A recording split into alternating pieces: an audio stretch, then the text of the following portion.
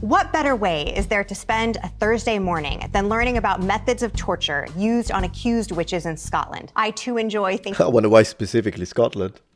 about torture methods. We're talking about 90,000 people accused and about 50% of them executed. And torture was really key in order to get people convicted for witchcraft. Yeah. And that's because when you think about witchcraft, it's a crime that's kind of unseen. It's secret, it's hidden, it's concealed. She's absolutely right. And also, it's not just torture and confession, which we just discussed, but it's also the idea of divine providence in the minds of this. This is why I'm saying this also happens in the medieval period for different situations, not necessarily for witch trials, but there is the idea of the ordeal. So we don't know who is in the wrong.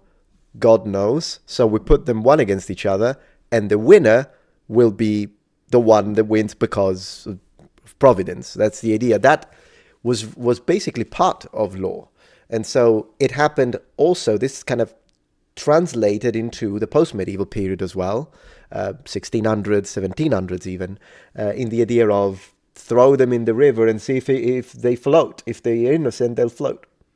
That kind of situation. If you don't have eyewitnesses to the crime, then what you need is a confession. You need an individual to confess to meeting with the devil under the cover of night, using harmful magic to kill babies and harm crops and render men impotent. So the question might be, what sorts of torture methods did they use? If you're interested in Scotland, they really enjoyed the thumb screws. These little screws that tighten and tightened on your thumb.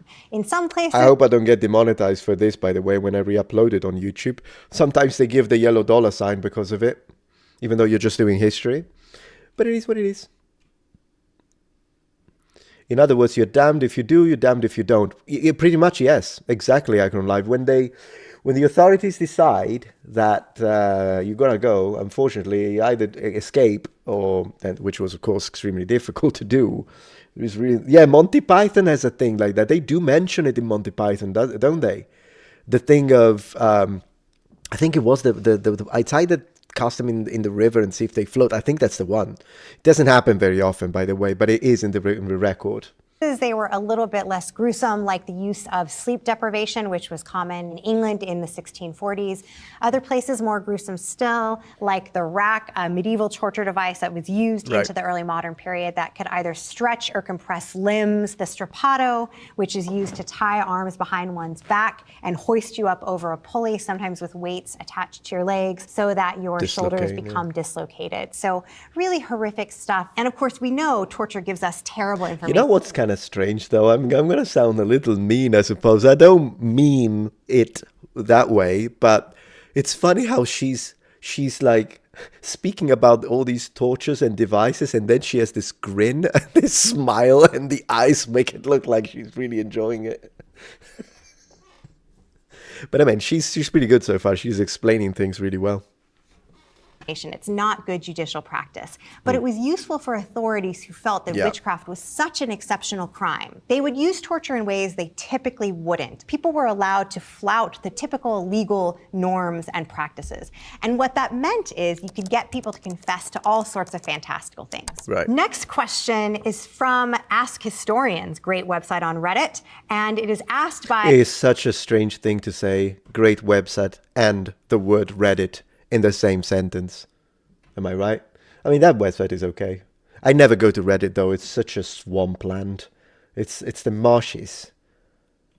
Sir Drunken the Tall. Sir Drunken, 10 out of 10 name. I feel like you're a Monty Python character. How did the Salem Witch Trials become the face of the historical witch hunts when European witch trials took place much earlier and were more numerous? Number one, America.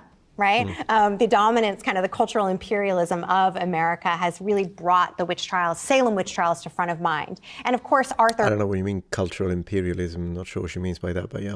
Miller's play, The Crucible, which was performed on both sides of the Atlantic, is going to be part of that. I think Salem, too, is kind of shocking. It's late. Right? It's in the early 1690s. Right, so you would expect that by the 1690s you wouldn't be burning people. Yeah, I suppose. It happens in this Puritan colony that's often held up as this great example of the American experiment. And I think because it's so late, people think surely this is a time period when they have stopped hunting witches by the end of the 17th century, right? The 17th century is the heyday of the scientific revolution. We're talking about, Galileo and Isaac Newton and all of these things. Yeah, it's interesting that she's putting it that way, because at the end of the day, it just doesn't make sense. This idea, because it's based on the idea, such a statement, such a logic, if you could call it that way. It's kind of based on the idea that, people in the past were barbaric, like in the Middle Ages. That's something they would do in the Middle Ages, but not the enlightened modern man. And yet the enlightened modern man did 2 world wars that caused so much death that in comparison, the freaking Crusades were you know what I mean? So this enlightened modern man is just, it's just, man is man. So people see Salem as sort of a shock to the system, whereas potentially a 16th century witch trial seems more understandable. But I also want to say that this idea that the witch hunts happened in the Middle Ages, yeah, it's wrong. They didn't. If you ever hear someone say witch hunting was a medieval phenomenon, it was not. The bulk. Oh, see, she's nicer than me. If you ever hear someone who says the witch hunt is a medieval phenomenon, and then she's like, it's not, I would have said it's nonsense, and they haven't got a clue what they're talking about. Burning people for witchcraft is absolutely barbaric, but so is nuking people. So is the stuff that we did, the experiments, the units in the Japanese unit and the stuff they did in China. Humans are humans. That's what we do. It's horrible stuff. But the idea of, we are so modern and enlightened, but people in the past were so, that's what I'm contesting. That is something that's not with her. She's actually kind of agreeing with me at this point. It's just, I don't even know that. But I'm just saying, it's just, yeah. Of the witch hunts Have a good night, Belnick. Happened in the early modern period, that is to say the 16th and 17th century. Right. Cora asks, were witches ever burned at the stake? Oh, that's nice. In the USA, like they were in Britain, they weren't in Britain. It's a continental thing. Unless I'm wrong. I mean, it's not like I'm a witch expert. She is a witch in the USA, expert. Like they were in Britain. Actually, I'm going to go with no and no. They were hung in New England and in the colonies, and they were also hung in England. English common law treated witchcraft as a crime of sort of treason, an act against the state, an act it's a high treason. Specifically. Against the church, and it wasn't treated as a heresy, so they weren't burned. They were just hung in England and the English colonies. In Scotland, they were strangled and then burned, and then in many places in continental Europe, they were straight up burned. So and so there is this difference, and also another thing that I don't know if she's going to go into, but have you ever heard the expression hung, drawn, and quartered? Have you ever heard of that?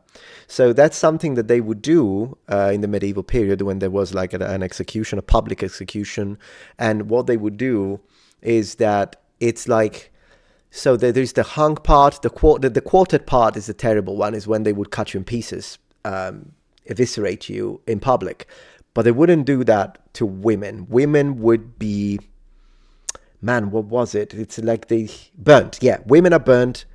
Men are quartered. That's the end of the thing. After the hanging, they will be quartered, but women will be burnt. And the reason for that, this is going to sound crazy, but the reason for that is because in the medieval mind, because it's a woman, it's not okay publicly to show her off naked to be cut into pieces.